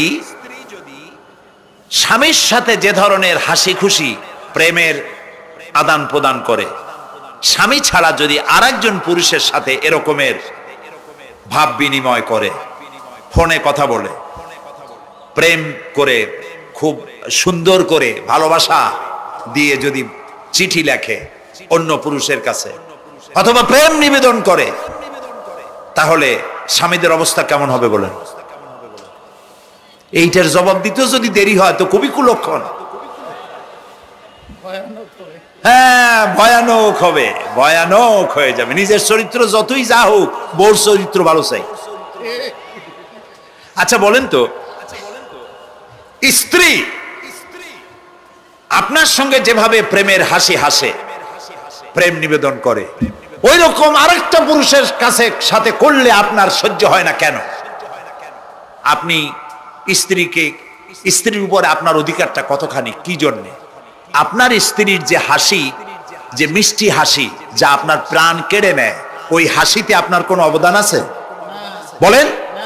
তার যে টানা টানা চোখ, সুন্দর ভ্রু, মাথায় অনেক লম্বা চুল, শরীরটা সুন্দর, যৌবন, রূপ, এর ভেতরে আপনার কোনো অবদান আছে? হ্যাঁ আছে, একটু তো আছেই। আপনি যে মুখ দিয়ে বউটা হাসে, সেই ঠোঁটে একটু লিপস্টিক লাগাইছেন। যে চোখের জন্য আপনি পাগল, সেই চোখে একটু কাজল লাগাইছেন। শরীরটাকে পেঁচাবার জন্য সুন্দর একটা শাড়ি কিনে দিছেন। একটা শাড়ি দিয়ে, একটু লিপস্টিক কিনে দিয়ে, চুলের একটা ক্লিপ কিনে দিয়ে, একটা ভালো শাড়ি কিনে দিয়া স্ত্রীর উপরে যদি এত অধিকার আছে যে কোনদিন মৃত্যু পর্যন্ত কোন প্রেমের হাসি, ভালোবাসার আদান প্রদান আপনি ছাড়া আর কারো সাথে করতে পারবে না, এইটা যদি আপনার অধিকার এভাবে প্রতিষ্ঠিত হয়, তাহলে এই হাসি যিনি দিলেন, এই দাঁত, এই সুন্দর চোখ, এই রূপ, এই যৌবন যা আল্লাহ তাআলা দিলেন, তার সামনে কোনো পীর অথবা কবরের সামনে যদি হাত পাতে, আল্লাহ বরদাস্ত করেন না। কথা কি বুঝে আসছে? কথা বুঝে আসছে? আলহামদুলিল্লাহ বলেন। আলহামদুলিল্লাহ। বুঝলেই আমাদের কষ্ট সার্থক। আলহামদুলিল্লাহ বলুন। আমরা যেন আল্লাহরে চিনতে পারি, বুঝতে পারি। আমার বিশ্বাস করুন, কোরআন আমার সামনে, আল্লাহর কসম, কোন জীবিত পীর, কোন মৃত্যু পীর আমার ভাগ্যের ভালো বা মন্দ করার কোন অধিকার রাখে না, রাখে না, রাখে না। কোন পীর ফু দিয়ে আমার ভাগ্যকে ভালো বানাই দিতে পারবে না, পারবে না, এবং আমার একটা চুলও বাঁকাও করতে পারবে না। খাইরিহি ওয়া শাররিহি মিনাল্লাহি তাআলা। আমার ভালো, আমার মন্দ করার একমাত্র মালিক কে? এক আঙ্গুল আকাশের দিকে উঁচু করে চিৎকার দিয়ে বলুন, কে? আবার বলেন, আবার বলেন, আবারও বলুন। হাত নামান। আল্লাহ কবুল করুন, বলেন আমিন। আমার এই বক্তব্য দিয়ে আমি কোন পীরকে অমর্যাদা করছি না। পীর সাহেবদের কাছে পীর কোন শরীয়তের শব্দ নয়। কোরআন এবং হাদিসে কোথাও পীর বলে কোনো শব্দ নাই। এটি ফার্সি শব্দ। এই শব্দের অর্থ হলো বৃদ্ধ। তো পীর যদি বৃদ্ধ হয় ভালো কথা, তিনি যদি আলেম হন আরো ভালো কথা। কিন্তু বাপ পীর ছিল, উনিও সেই সুবাদে পীর। ইলেম নাই, তোনার নিজের কাছেই তো টর্চ নাই। আপনাকে অন্ধকারে উনিও ম্যানহোলের মধ্যে পড়বে, আপনারে নিয়ে পড়বে। আলেম হইতে হবে। পীর যদি হয় আলেম হইতে হবে, এক নম্বর কথা। দুই নম্বর কথা হলো, তিনি ব্যবসায়ী হবেন না। ধর্মের নামে তিনি ব্যবসা করবেন না। তিনি মানুষকে হেদায়েতের পথ দেখাবেন।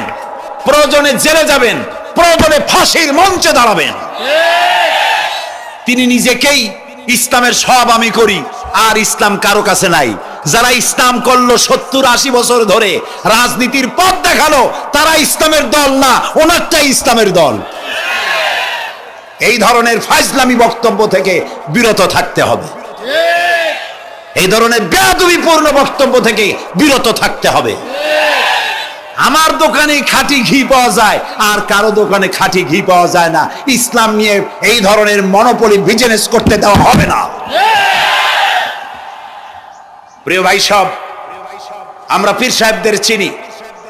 পীর ছিলেন শাহজালাল রহমতুল্লাহ আলাইহি। সুবহানাল্লাহ। যুদ্ধ করা লাগে না, আজান দিয়েছেন, মূর্তির মাথা ভাঙ্গা চুর চুর হয়ে পড়ে গিয়েছে। গৌর গোবিন্দ পলায়া কুল পায় নাই। লোকেরা যায় তার মাজারে গিয়ে গজাল মাছ জিয়ারত করে আসে, কিন্তু তরবারিটা দেখে আসে না। দোধারি তরবারি এখনো আছে। সুবহানাল্লাহ বলেন। পীর ছিলেন হযরতে বাহাউদ্দিন নকশবন্দি, মুজাদ্দিদ আল ফিসানি রহমতুল্লাহ আলাইহি, বড় পীর আব্দুল কাদের জিলানী রহমতুল্লাহ আলাইহি, খাজা মঈনুদ্দিন চিশতি রহমতুল্লাহ আলাইহি, শাহজাহান আলী রহমতুল্লাহ আলাইহি। কত ওলিউল্লাহর মাজার দিয়ে আমার দেশ ভরা। আলহামদুলিল্লাহ কর। এরা একদিকে মানুষকে মুরিদ বানায়া মুরিদের টাকা দিয়ে নিজেদের পকেট ভরেন নাই। ওনারা এরকম করতেন না, এইরকম করতেন। আর রাসূলুল্লাহ বলেছেন এই রকমের হাতের মর্যাদা নাই, এই হাতের মর্যাদা। আমি পীর দেখছিলাম, বাইতুল শরফের পীর হযরত শাহ আব্দুল জব্বার সাহেব, আল্লাহ তাআলা জান্নাতুল ফেরদাউসের মেহমান বানায়নি। এই বাংলাদেশে শত শত মসজিদ, মাদ্রাসার এতিমখানা তৈরি করে গেছেন। সুবহানাল্লাহ। বৃষ্টির মৌসুমে চট্টগ্রামের বাড়ি তার, 14 বছর মাদ্রাসায় ওয়াজিদিয়া চট্টগ্রামে 14 বছর বুখারী শরীফ পড়িয়েছেন। কি মানের আলেম, খালি পীর না। মুরিদরা যত টাকা দিত, এই টাকা দিয়ে বড় বড় মাদ্রাসা মসজিদ করেছেন। আর বৃষ্টির সময় সাথী সঙ্গী নিয়ে বস্তি এলাকায় যেতেন, পলিথিন দিয়া ছাওয়া, বাচ্চা আর তার স্বামী নিয়ে কাতরায় এক কোনায় বসে আছে, খাবার নাই, চাউল নাই, অসুস্থ, তাদের চাউল দিয়ে আসতেন, তাদের রান্না করার শাকসবজি দিয়ে আসতেন, ওষুধ দিয়ে আসতেন, হাড়ি পাতিল দিয়ে আসতেন। বন্যা হলে, তুফান হলে টাকা উজাড় করে যা মুরিদরা দিত সবগুলি উজাড় করে মানুষের খেদমত করতেন। সুবহানাল্লাহ। কাজী যারা জামায় অনেকগুলো পকেট সমানে নিতে থাকে আর ভরতে থাকে, এইভাবে করে এই ব্যবসায়ীদেরকে পরিত্যাগ করতে হবে। পীর হচ্ছে ওই সমস্ত লোক যারা নাকি ধর্মের নামে ব্যবসা করে না, বরং আল্লাহর দ্বীনকে প্রতিষ্ঠা করার জন্য কথা বলে। প্রিয় ভাই সব, আমাদের জেহেন সাফ করতে হবে, পরিষ্কার করে বুঝতে হবে আমার ভালো আমার মন্দ কে করতে পারেন? আল্লাহ। সম্রাট শাহজাহান নাম শুনেছেন? কোথার বাদশা বলেন? দিল্লির সম্রাট। সম্রাট শাহজাহান পৃথিবী জোড়া নাম তার। কবি বলছেন, শাহনে জাহাं को जिन्हें फख्र से देते थे बाज, वाज कब्र में है सूरह अलहम्दु की मोहताज। যে শাহজাহানকে কর দিয়া ট্যাক্স দিতে পারলে জনগণ নিজেদেরকে গৌরবান্বিত বলে মনে করত, সেই শাহজাহান কবরে শুয়ে আছে, সূরা ফাতিহার মুহতাজ হয়ে আছে। সুবহানাল্লাহ। যদি কেউ আমার কবরের কাছ থেকে হেঁটে যাইতো আর একটু সূরা ইখলাস পড়ে সবরেসানি করতো, আমি কিছু পাইতাম। আহারে, এই এতিম ফকির হয়ে শুয়ে আছে। এক ফকির দিল্লি ঘুরতেছে, একজন বলছে, ভাই তোমারে তো খয়রাত করে দেখতেছি আমি সেই ছোটবেলা থেকে, খালি তুমি খয়রাত করো। একটা জিনিস আপনারা মনে রাখবেন, গরিব, আজকে যারা গরিব পরিশ্রমের মধ্য দিয়ে কালকে তারা ধনী হতে পারে, কিন্তু যারা ভিক্ষুক, যারা ভিক্ষা করে, জিন্দেগিতে কোনোদিন তারা বড় হতে পারবে না। ভিক্ষা করা যাদের অভ্যাস, জীবনেও বাড়ি করতে পারবে না, জীবনেও ধনী হইতে পারবে না, কিন্তু গরিব ধনী হইতে পারবে। কারণ হলো আল্লাহর কাছে দুইটা বৈধ জিনিস অত্যন্ত ঘৃণিত। কয়টা? একটা হলো তালাক, আর একটা হলো ভিক্ষাবৃত্তি, মানুষের কাছে চাওয়া। আল্লাহ পছন্দ করেন না। তো ভিক্ষুক ঘুরতেছে, একটা লোক বলল, মিয়া তোমার তো সারা জীবনই খরচ করতে দেখি। খরচ করবো না, করবো কি? যার কাছে যাই সে দেয় 4 আনা 2 আনা 1 টাকা, এর বেশি তো দেয় না। তেদি আমি কেমনে বড় লোক হবো? কয় যে তুমি বাদশারে চোখে দেখো না, বাদশারে চোখে দেখো না। কয় বাদশার কাছে কি আমার মতো লোক যাইতে পারে নাকি? কল না, যাইতে হবে, যাও। বাদশা একবার যাবা, এমন দেওয়া দেবে জীবনে আর তোমার খরচ করা লাগবে না। পাতি শিয়ালের পিছনে ঘুরে তো লাভ নাই। পাতি শিয়ালে খায় মুরগি, তোমার একটা ঠ্যাং দেবে, দাঁতের খেলালের কাজ হবে না। বাঘের পিছনে ঘোরো, বাঘে খায় গরু আর হরিণ, একটা রান দিলে তুমি এক সপ্তাহ খাইতে পারবে। কাজে ঘুরতে গিয়েও বোঝা উচিত কার সাথে ঘুরি। তো বলছে বাচ্চার কাছে যাও, তো বাচ্চারে পাবো কই? কই তো দেখলাম কেবল মসজিদে ঢুকলো। তারপরে ফকির গিয়ে দাঁড়ায় আছে বারান্দায়, দেখে যে উনি বাচ্চা ভেতরে বসে হাত তুলে আছে ভাবে, আর চোখ দিয়ে পানি পড়ে দাড়ি ভিজে ভিজে পড়তেছে। নামাজ শেষ করে মোনাজাত শেষ করে বাদশা বেরিয়েছেন। কোন বাদশা? শাহজাহান। বাইরে আসার পর ফকির বলল আসসালামু আলাইকুম, বলে ফকির রওনা করছে। বাদশা বলে দাঁড়াও, তুমি যে রওনা করলা, তোমার তো ভিক্ষুক মনে হয়, আর লোকেরা যারা ভিক্ষুক না তারাও তো আমার কাছে চায়, আর তুমি তো ভিক্ষুক, চাইলে না কেন কিছু? ভিক্ষুক বলে জাহাপানা,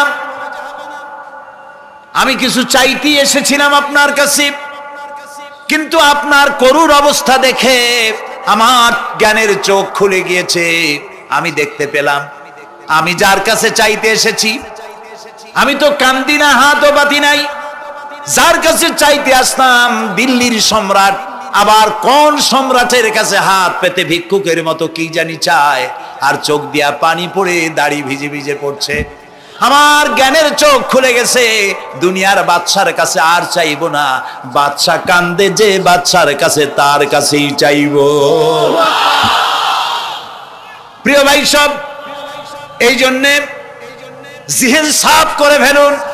দুনিয়ার কোনো মানুষের জন্য, মানুষের কাছে নয়, কোনো কবরে নয়, কোনো কারো কাছে নয়, আল্লাহ তাআলার কাছেই আমরা নামাজের মধ্যে ঘোষণা করেছি ইয়াকা না'বুদু ওয়া ইয়াকা নাস্তাঈন। আল্লাহ তাআলা তোমার একমাত্র ইবাদত করি, তোমার কাছেই সাহায্য চাই। কাজেই সাহায্য আল্লাহর কাছে। কার কাছে চাইবো বলে? আল্লাহ আমাদের ঈমান পোক্ত করে দিন। আমরা বলি আমিন, আমরা বলি আমিন। অসুখ বিসুখ হইলে পরে ধৈর্য ধরবেন। অনেক মানুষ আছে জ্বর হইলে কয় যে এত নামাজ পড়ি খালি জ্বর আমারই হয়, এত রোজা রাখি, ভালো ভালো কাম করি, আমার ছেলের অসুখ মোটে সারিয়ে দেন। এই জাতীয় কথা বলবেন না। মুমিনের পায়ে যদি কাঁটা ফোটে সওয়াব থেকে খালি নাই, ধৈর্য ধরতে হবে। কাঁটা ফুটছে, বলেন ইন্না লিল্লাহ। আজাবান লিল মুমিন, মুমিনের জন্য বড়ই আশ্চর্য ব্যাপার, বিপদ হইলেও শুকর আদায় করে, আর সুখে থাকলেও শুকর আদায় করে। সুবহানাল্লাহ বিহামদি। বিপদ আসলে সে বলে ইন্না লিল্লাহি, বলেন ইন্না লিল্লাহি ওয়া ইন্না ইলাইহি রাজিউন। আর যখন শান্তি আসে বলে আলহামদুলিল্লাহ। দুই অবস্থায় তার জন্য নিয়ামত আল্লাহর তরফ থেকে সে পায়, আলহামদুলিল্লাহ। প্রিয় ভাই সব, তো আল্লাহর উপর ঈমান আনার জন্য কয়টা শর্ত বলছিলাম? এই যে প্যাচ লেগে গেছে, কয় যে তিনটা। আল্লাহর উপর ঈমান আনার জন্য শর্ত কয়টা?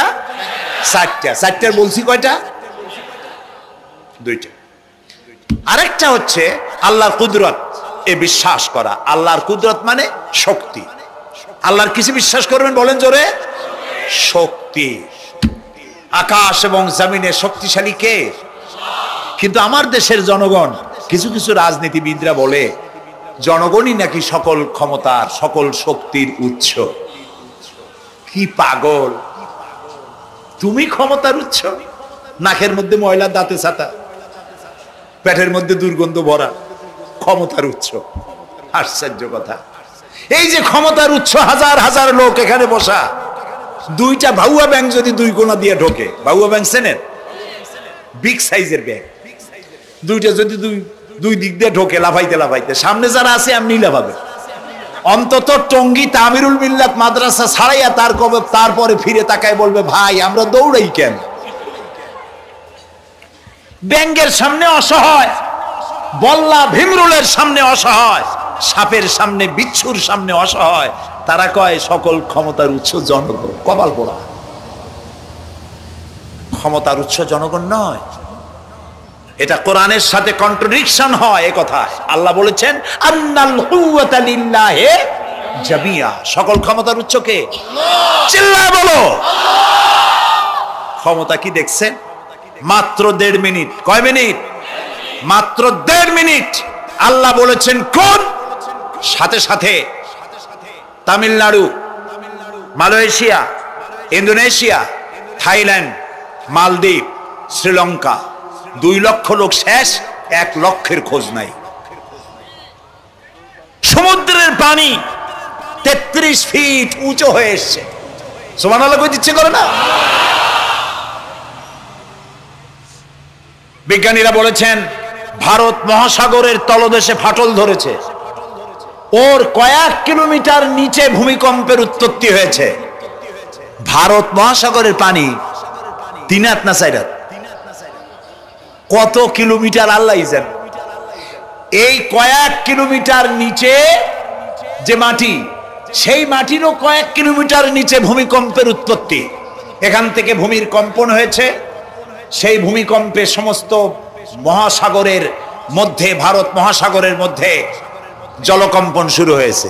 পানির কম্পন, মাটির কম্পন একসাথে। 33 ফিট উঁচা, মানে 4 তলা বিল্ডিং এর মতো উঁচু হয়ে আসছে পানি। 4 তলা পরিমাণ উঁচু হয়ে পানি চলে আসছে। বাড়ি গাড়ি সব কিছু খড় কুটার ন্যায় সব উড়িয়ে দিয়েছে। এগুলোরে কপাল পোড়া নাস্তিক যেগুলি, তারা বলে প্রাকৃতিক দুর্যোগ। ওর বাপের মাথা।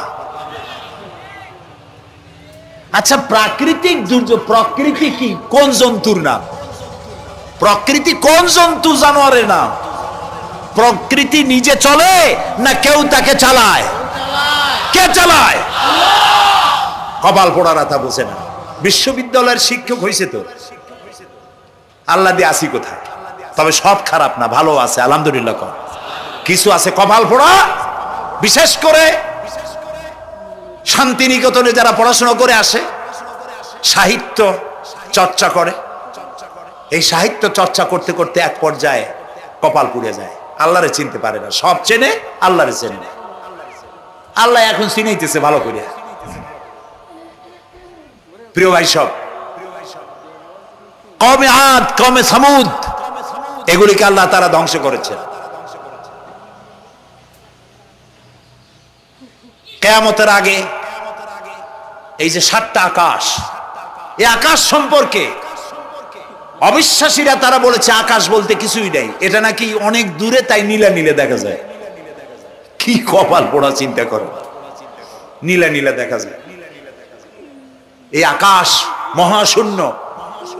এই আকাশগুলিকে, আকাশ কয়টা স্তর? 7টা। এগুলি কাতাইয়ে সিজিল্লিল কুতুব। কোরআনে কারিমে আল্লাহ তাআলা বলেছেন কিতাবের পৃষ্ঠার মতো কিয়ামতের আগে একটার পর একটা ঠাস ঠাস করে পড়বে, ভেঙে চুরে চুরমার হয়ে যাবে। ওয়াইদাল বিহারু ফুজ্জিরাত,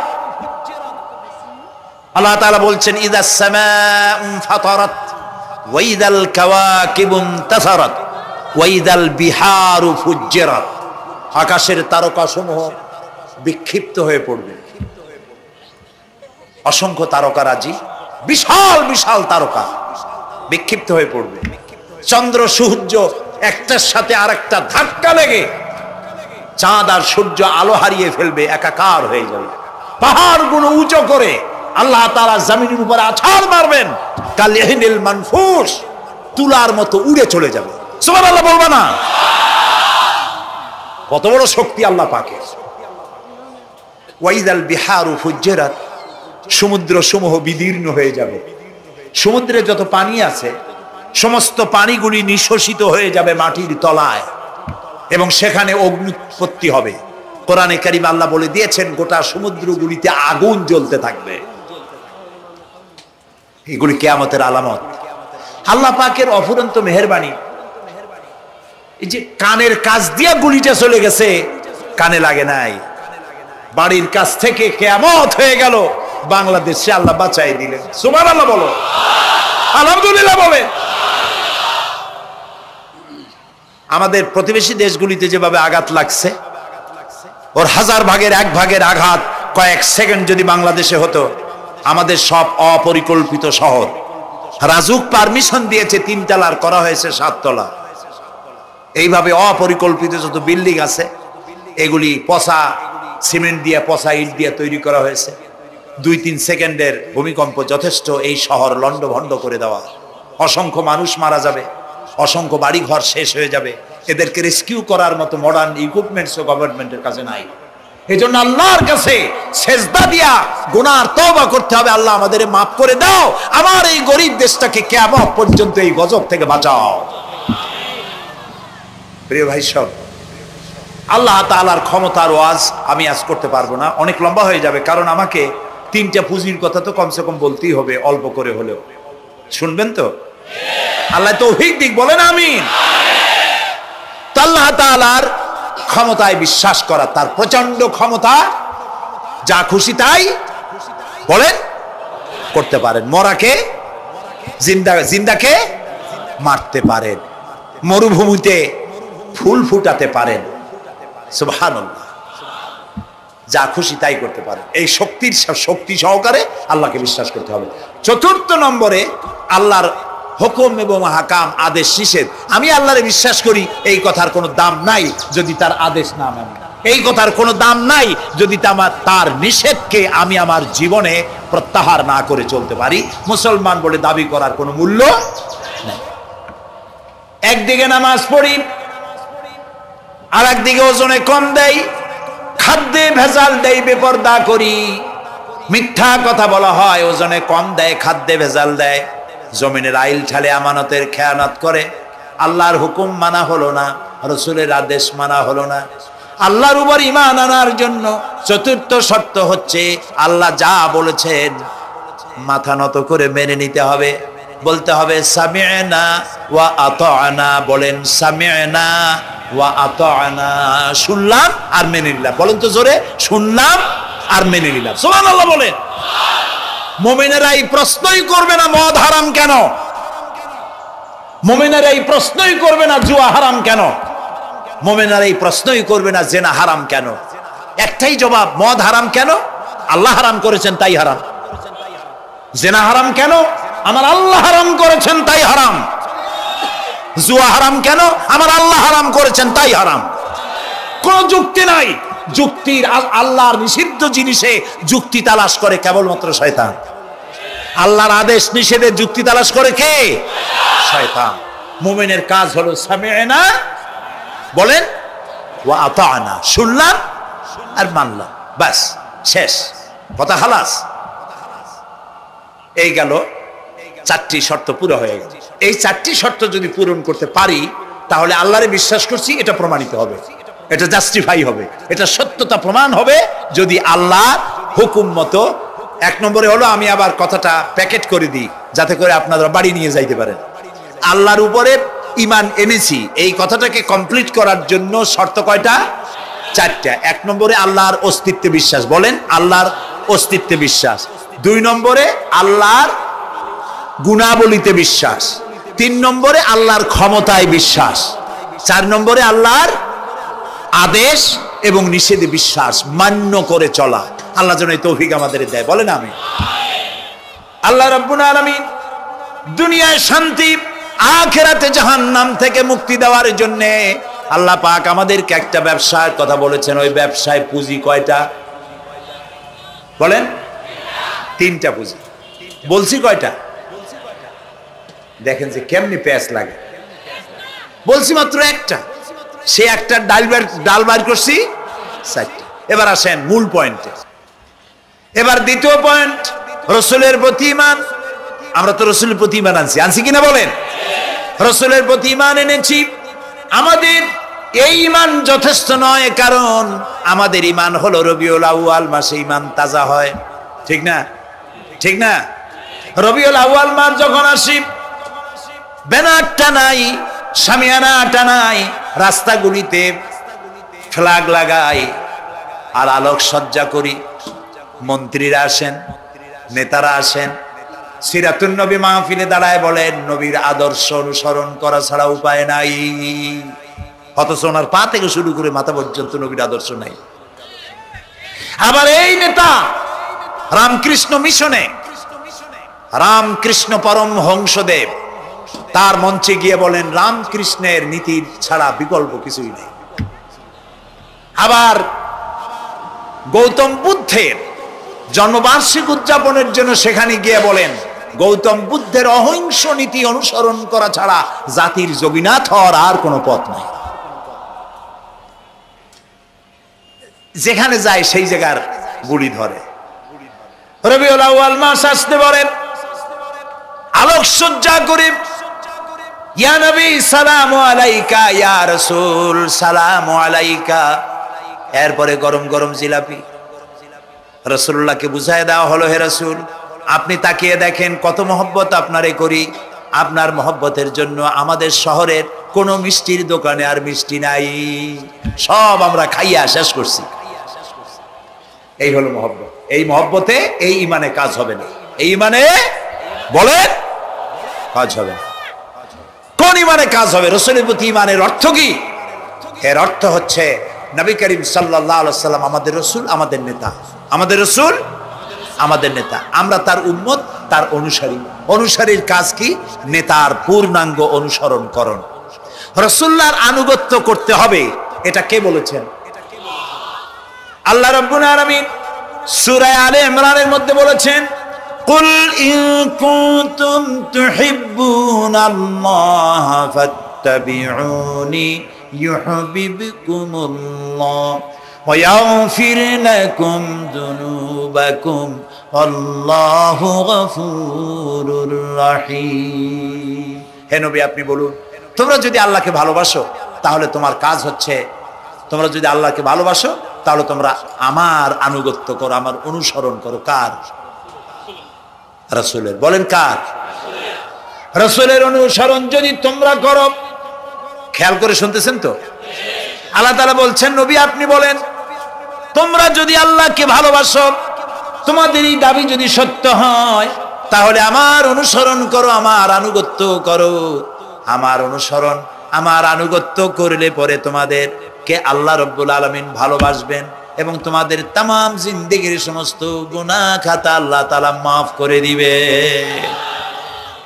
আমরা কি গুনাহ মাফ করাইতে চাই? বলেন চাই? আসুন রাসূলের আনুগত্য করুন। রাসূলের আনুগত্য কিরকম? রাসূল যেভাবে মোস কাটছে আমরা সেইভাবে মোস কাটবো। তিনি দাড়ি যেভাবে রাখছেন আমরা সেইভাবে রাখবো। তিনি চুল কাটছেন যেভাবে সেইভাবে করবো। তিনি পায়ের নখ, হাতের নখ যেভাবে কাটছেন সেইভাবে করব। তিনি যেভাবে বিবাহ করেছেন সেই সুন্নত অনুযায়ী বিবাহ, তিনি যেভাবে দেশ চালাইছেন সেইভাবে দেশ চালাবো।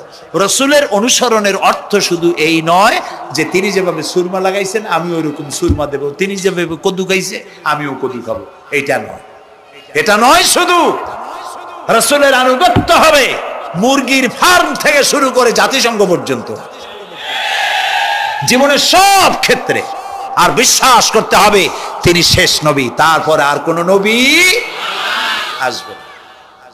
আল্লাহ রাব্বুল আলামিন সূরা আহজাবের মধ্যে বলেছেন, মা কানা মুহাম্মাদুন আবা আহাদিম মির রিজালিকুম ওয়ালাকির রাসূলুল্লাহি ওয়া খাতামান নাবিয়্যিন। মুহাম্মদ সাল্লাল্লাহু আলাইহি ওয়াসাল্লাম তোমাদের কোন পুরুষদের পিতা নন, তিনি আল্লাহর রাসূল এবং তাকে দিয়ে নবুয়তের মিশনকে খতম করে দেওয়া, কমপ্লিট করে দেওয়া হয়েছে। আর কোন নবী, রাসূলুল্লাহ বলেছেন লা নবিয়্যা বাদি ওয়ালা রাসূল, আমার পরে আর কোন নবী আসবে না, রাসূল আসবে না। কথা বুঝে আসছে? আল্লাহর নবীর পরে আর কোন নবী হবে না।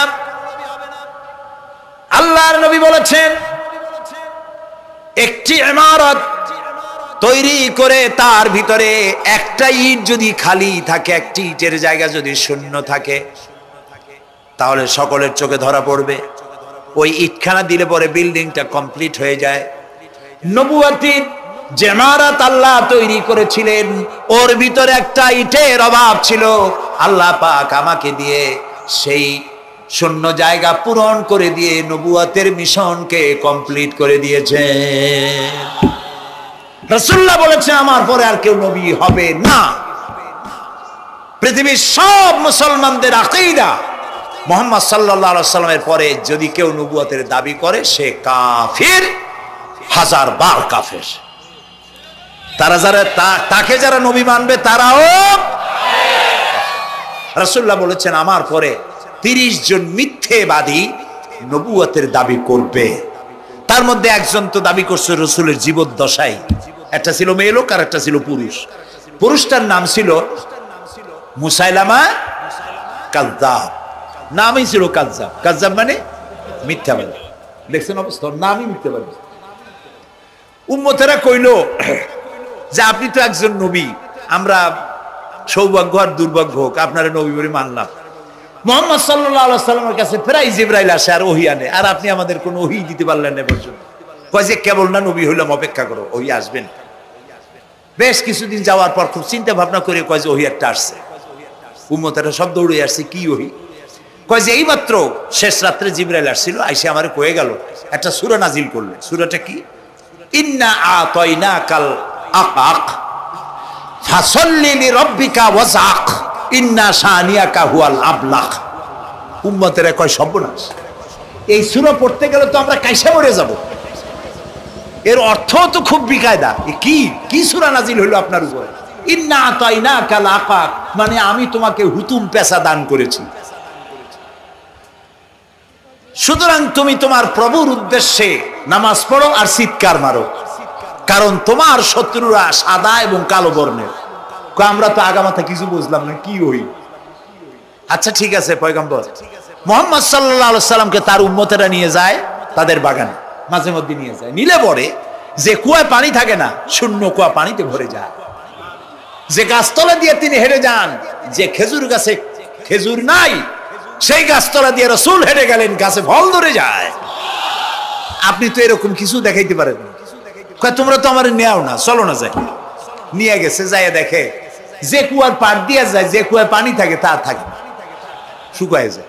যে গাছতলায় দিয়ে যায়, ওই গাছে খোরমা থাকলে সাথে সাথে খড়গুড়ি ঝরে যায়। উম্মতের কয় কি একটা কপাল পড়ো নবী পাইলাম ভাগে। আল্লাহ তারে শেষ করছে দুনিয়া থেকে, জাহান্নামে চলে গেছে। সেই মহিলাটাও গেছে, সেও গেছে। রাসূলুল্লাহ বলেছেন এইরকম 30 জন মিথ্যাবাদী নবুয়তের দাবি করবে কিয়ামতের আগ পর্যন্ত। গোলাম আহমদ কাদিয়ানী, এ হলো ইতিহাসে আমরা যদ্দ পাই তার পর্যন্ত 28 জন হয়েছে। মুহাম্মদ সাল্লাল্লাহু আলাইহি সাল্লামের ইন্তেকালের পর ওকে নিয়ে হয়েছে 28 জন। কয়জন হইল? বাকি আছে কয়জন? তাই বলে কিয়ামত যে এই 2 জন হইলি আগামী বছর বা 5-6 বছরের মধ্যে কিয়ামত হবে, ওইটা চিন্তা করেন না। এই পৃথিবীতে একটা লোক আল্লাহ শব্দ উচ্চারণ করার যদি থাকে, কিয়ামত সে পর্যন্ত হবে না। সুবহানাল্লাহ। সুতরাং বহুত দেরি আছে কিয়ামতের। তবে ওর মতো আরো শয়তান 2 জন আসবে। গোলাম আহমদ কাদিয়ানী বলল, আমি পয়গম্বর, আমি নবী, আমার উপরে ওহী আসে। তো তার সঙ্গে ওই যুগের বড় আলেম মাওলানা আতাউল্লাহ শাহ বুখারী রাহমাতুল্লাহ আলাইহি, তিনি বললেন, আচ্ছা তুমি যে নবুয়তের দাবি করো, এই শক্তি তুমি পাও কই? কয় যে আমার শক্তি তো কোরআন, কোরআনের মধ্যেই আছে আমার কথা। কোথায়? কয় সূরা সফের মধ্যে আছে। ইয়াতি মিন বাদি ইসমুহু আহমদ। ঈসা আলাইহিস সালাম আমার ব্যাপারে ফোরকাস্ট করেছেন, ভবিষ্যৎবাণী দিয়েছেন যে আমার পরে একজন আসবে, তার নাম হবে আহমদ। আমি তো সেই আহমদ। মাওলানা বুখারী বলছেন, বেকুব, ঈসা আলাইহিস সালাম যার কথা বলেছেন তার নাম, ঈসা আলাইহিস সালাম যার কথা বলেছেন তার নাম হলো ফকাত আহমদ, আর তোমার নাম হলো গোলাম আহমদ। তাহলে এতে করে বোঝা যায় ঈসা আলাইহিস সালাম যার কথা বলেছেন তুমি সেই আহমদের গোলাম, তো তুমি নবুয়তের দাবি করো কেন? গোলাম আহমদ কয় যে হুজুর, আমার নামের আগে গোলাম বৈশা একটু সমস্যা হয়েছে, ঠিক, তো গোলামটারে যদি বাদ দেই তাহলে তার আপনি আপত্তি করতে পারেন না, আমি আহমদ থাকি আর আপনি আমার উম্মত হয়ে